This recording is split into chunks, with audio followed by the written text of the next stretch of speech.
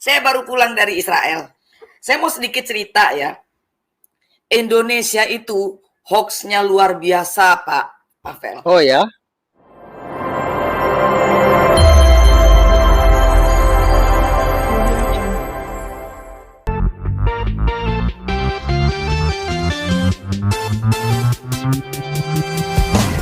Saya baru pulang dari Israel. Oh, puji Tuhan. Dengan siapa ke sana, Bu? Dengan rombongan ya? Dengan rombongan. Jadi tadinya memang mau dibatalkan, Pak, ceritanya. Hmm, Tapi hmm, saya bilang saya antusias walaupun kondisi di sana sedang sangat mencekam katanya kan hmm, gitu. Loh kenapa? Kenapa antusias? Saya pengen tahu sebenarnya memang betul nggak apa cerita-cerita yang ada di Indonesia ini. Katanya Israel mencekam dan segala macam. Akhirnya kami jadi berangkat 23 orang bersama Pak Lidara berangkat. Nah, eh, kami berangkat itu tanggal 23 sampai kembali pulang ke Indonesia itu tanggal 3 November. 23 Oktober pulang ke Indonesia tanggal 3 November. Baru, Pak. Saya mau sedikit cerita ya. Indonesia itu hoax-nya luar biasa, Pak Pavel. oh ya? Hmm, Benar. Jadi kami masuk ke awal kan kami ke Dubai, kemudian ke Yordan, dari Yordan langsung border masuk Israel. hmm, Masuk Israel tidak semenyeramkan yang orang-orang ceritakan.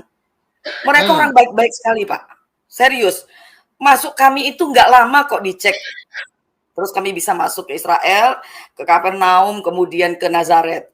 Nah, cerita menarik adalah setiap kan itu sepi.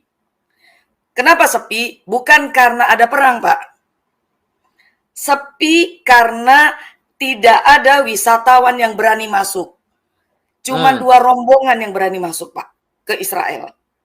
hmm, Bahkan kami dapat semacam penghargaan dari Menteri Pariwisata Israel karena termasuk orang Indonesia yang berani masuk ke Israel dalam kondisi hmm. seperti itu. Dan di situ sepi, toko memang banyak yang tutup karena memang nggak ada wisatawan sama sekali.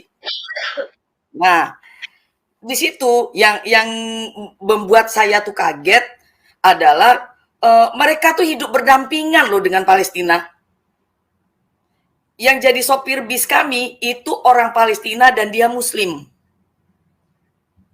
Kalau saya ngobrol sama dia pakai bahasa Arab dan orang-orang Israel jago-jago bahasa Arab karena mereka kan Hmm. bahasa Arab itu adalah bahasa nasional kedua, Pak, di sana.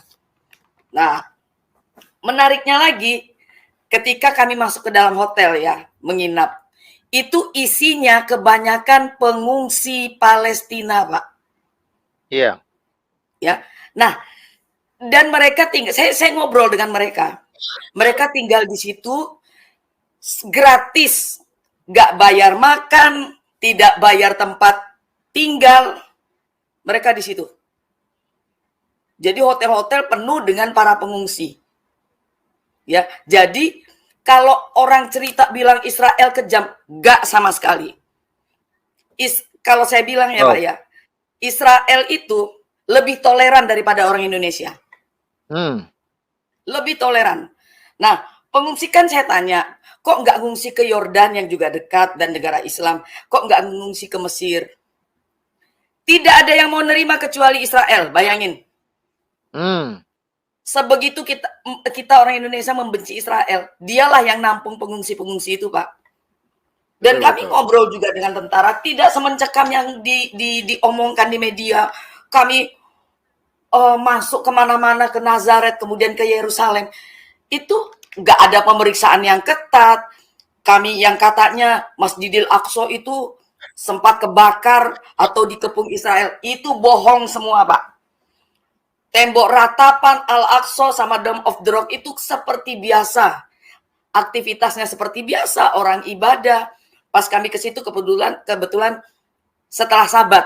Jadi Sabat kan memang sepi, kemudian orang banyak pergi berdoa setelah Sabat itu. Nah, di situ memang di seputar Al-Aqsa itu memang dijaga oleh tentara Israel. Karena tempat itu dijaga supaya tidak boleh Hamas ini masuk ke dalam mau menguasai Al-Aqsa itu, Pak.